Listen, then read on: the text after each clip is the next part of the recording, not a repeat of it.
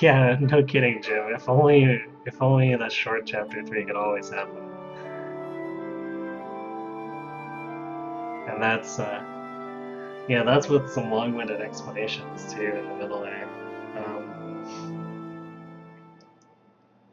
Right, so now that we've got shops open, the diciest thing about this is probably that this is the most important shop. Because a Risen can spawn here. What I've noticed is Risen can't spawn on the chapter that you just completed, but unfortunately this doesn't work retroactively to chapters you never had access to the shops to. So Arisen can spawn on chapter 2 and be all like, no, no, no tones for you. And that's the problem.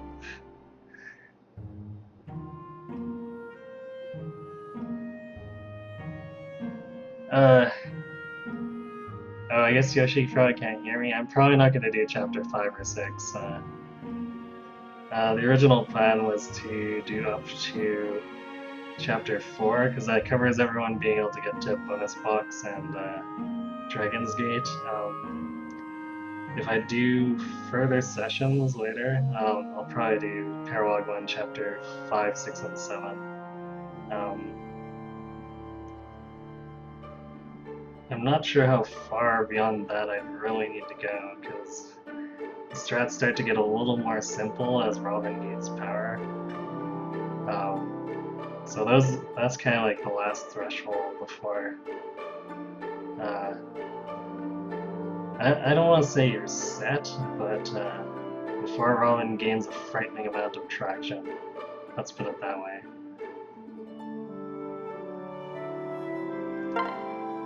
Alright, so supports, we should be at Chrome, Robin B.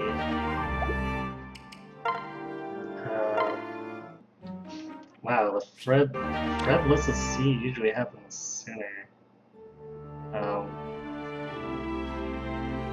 That's a little frightening. Big purchase for here, Flux. We also want to buy the Wind in advance and Thunder just because we need a vanilla tone to use. And Thunder kind of gives us the most bang for our buck. The Wind is for chapter 5 and 7, because we forge it up in order to lessen the RNG by being able to one-shot most counter variants. Usually if there's Aegis Plus involved, we just have to grin and bear it. Flux is for Paralog 1, and it kind of carries over into chapter 5, helps there. If Robin's on a real roll for magic, it helps one-shotting with thieves in chapter 6 and 7. And in general, for Paralog 1 through chapter 7, it helps Robin power through any Aegis Plus in general.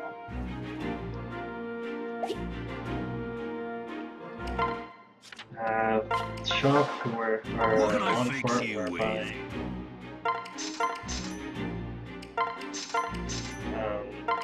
2 strength, 3 defense tonics. Strength tonics are for Chrome for Paralog 1 and chapter 5. Because Paralog 1, in combination with the Flux, him with the Strength Tonic and a Glass Sword kind of helps Robin power through Aegis Plus Barbarians and Paralog 1. It can help with chapter 5 too, but it's less of a concern there. However, the Glass Sword is likely to break before then, so the Strength Tonic with a Killing Edge can help Chrome contribute a little more in chapter 5. Deep Tonic is buying in advance for Paralog 1 for Robin, chapter 5 for Robin and Fred. I would buy more in advance if I could afford it, but money is really, really tight early on, especially with the expensive Wind and Flux forges. So, that does sometimes create a problem, where the long fart will then get occupied by Risen by the time I complete Chapter 5 and finally have funds. So if anyone is playing this a little more normally and does like Renown with the large bullion, make sure you buy your defense tonics in advance, because Risen may show up and thumb their nose at you.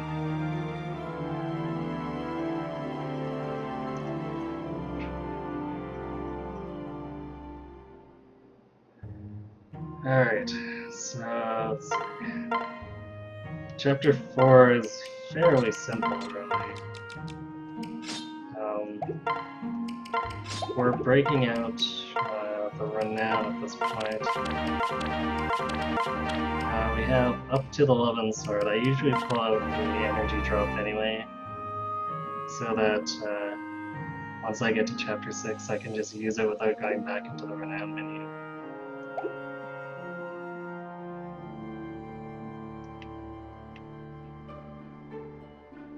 So let's see. Problematic stall sword.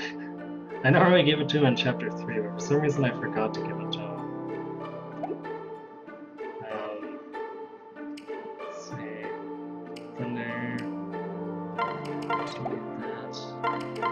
Yeah, so I should probably never have to use her lances. If she does pull out, usually the Chapter 4 is going terribly, terribly wrong, which is extremely rare. But I like to keep it on her just in case anyway. Fred doesn't carry the elixir anymore. Let's see. Need to redistribute these. I'll take one vulnerary from this line. One more vulnerary counts on Fred, but Robin should have at least one vulnerary. Just in case she needs to self-heal.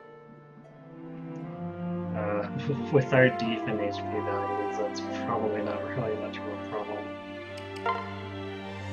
Let's see, so not Fred to be leading a Baron Sword.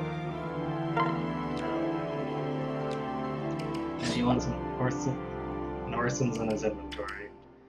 Because, well, the Javelin's nice, a lot of these enemies use axes, so if he wants to use 2 range, the Orson's typically the better choice. Of course, the Javelin's better against Messina. Firon, I usually have carry the Iron Axe and the Hammer of the Bell. Iron Axe generally doesn't get used, but it's there for safety. Hammer gets used probably about 30 or 40% of the time, just because sometimes the knights can be a pain. And Robin's busy with other stuff. So, yeah.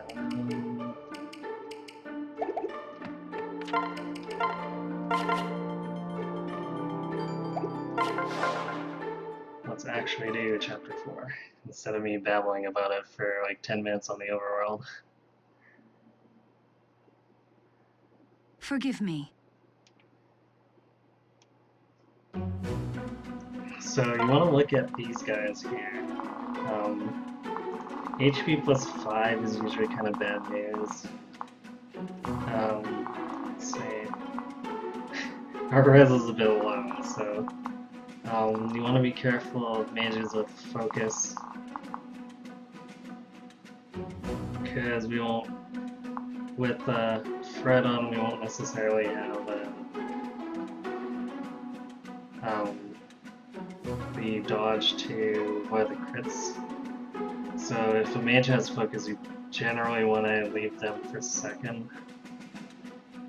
And by which I mean you can move Fred between these 2 posts here, and it allows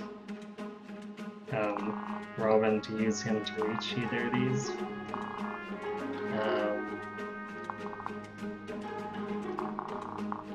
I think in this case we're going to try to get rid of this guy first.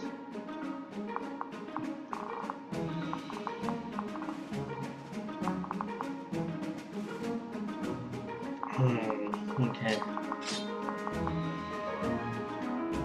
It shouldn't be too bad.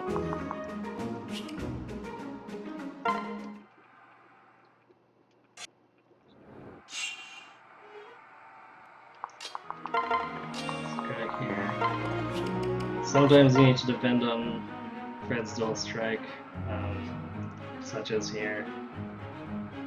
I guess you don't really need to depend on it, but it is nice.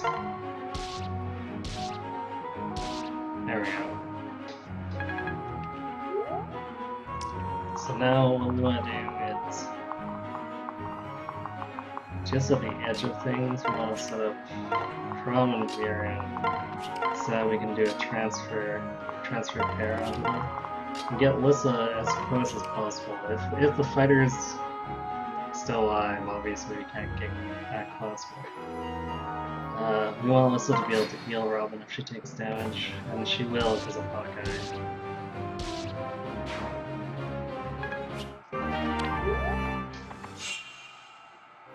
If Robin has trouble killing the mages and Fred is unable to dual strike, he can fight at range to finish them off, but be aware that you're going to fall behind on the turn order. The more you have to compensate for that stuff, so yeah, be a little careful with that. If the mage doesn't have advantage, sometimes Virion can do it too, depending on how much damage Robin actually did. Anyway, in the general case, we're passing Fred to Virion, Robin to Chrom,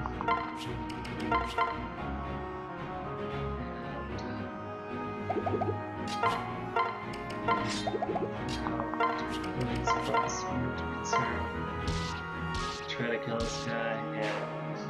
Chrom's a little more reliant on his dual strikes. Wow, nice level that didn't include strength. Alright, and usually Sully is mostly here just to be a fairy for Lissa.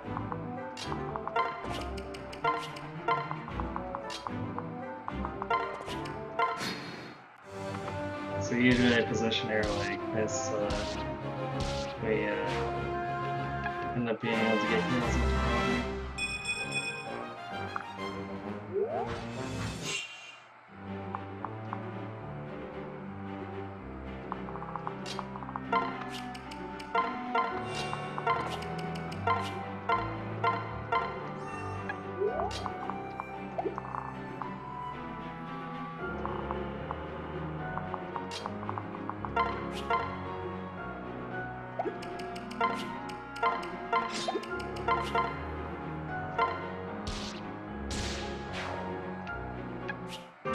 So this is where if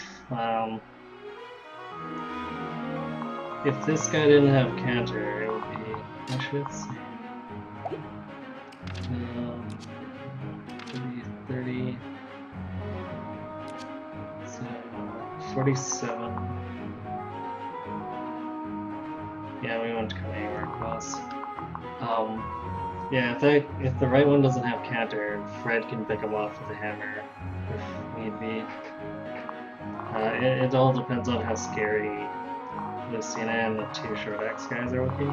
Because Lucina will come like right after the short axe guys, so you want to make sure that you can fight them off ASAP. Actually, let's see. How much damage can you do? No, it's not gonna be enough.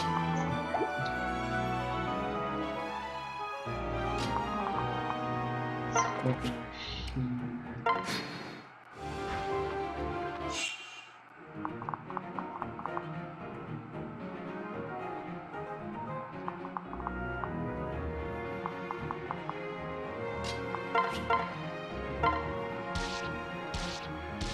Okay, so we can basically just be Fred out of this. Because Robin's gonna survive, and chances are she's gonna kill him. Well, unless Chrom decides to not be helpful.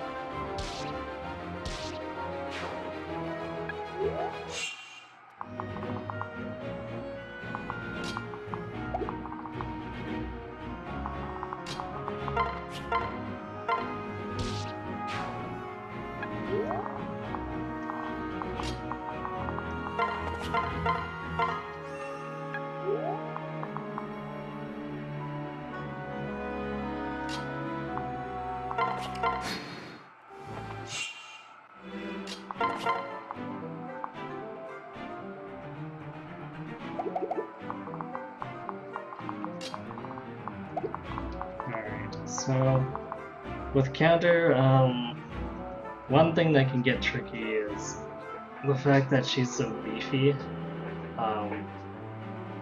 and she might come with Perez Plus or like Aegis Plus with counter. In this case, she doesn't. However, I'm going to outline a way to take care of basically any setup on her, which is if you attack her with the javelin, and if Robin has a decent enough, oh wow, we're not fast enough to double her. That's bad. So that means we're really falling behind in speed. But basically, with a decent enough magic sword, hopefully doubling her, you can keep hitting her, and if you do more than 20 damage, unless she can score a kill, which means you need to leave Sully and Nessa out of range, she will continue to heal over and over using Parallel Potion. So as long as you can deal 21 damage at least, what you can do is just keep whittling her down until her healing just isn't enough to save her. Sometimes this can be, in the really extreme cases, which pretty much never happen, it can be pretty resource intensive, but I think the worst is I use like 7 or 8 extra thunder uses, which isn't really a big deal when they give you a free thunder tome to begin with.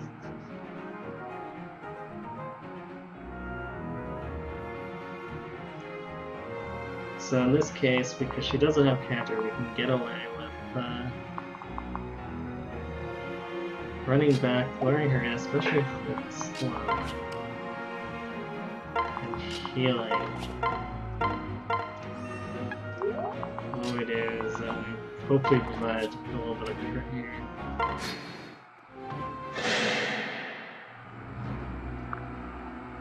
Are you ready? Hold on, I'm Oh, coming. nice. My turn. And dual strike.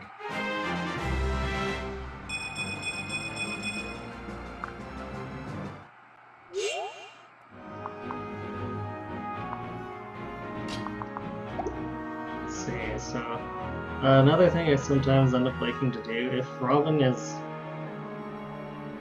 at a point in experience when she fights Lucina that there's no way she's reaching 19, or if she just reaches 19, it's kind of pointless to give her the kill, because following this chapter, she class changes to Dark Mage regardless of her level. So if she's in that position, usually what I end up doing is we give the kill to Fred instead.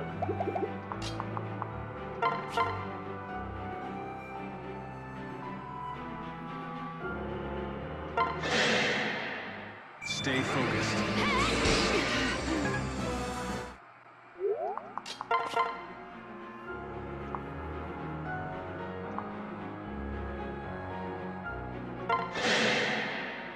You're much safer. I am best. It's not a ton of extra experience in this Pokemon, so it's experience going to someone who's going to make use of it. Because as soon as we second seal, Robin's just going to dump that experience in the toilet anyway.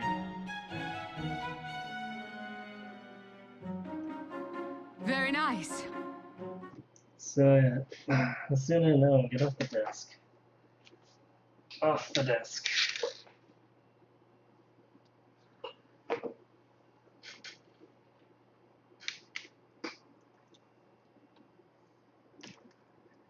Alright, so yeah, that's basically chapter 4. That, after having chapter 2 and 3 require a little bit of finagling with different openings, chapter 4 is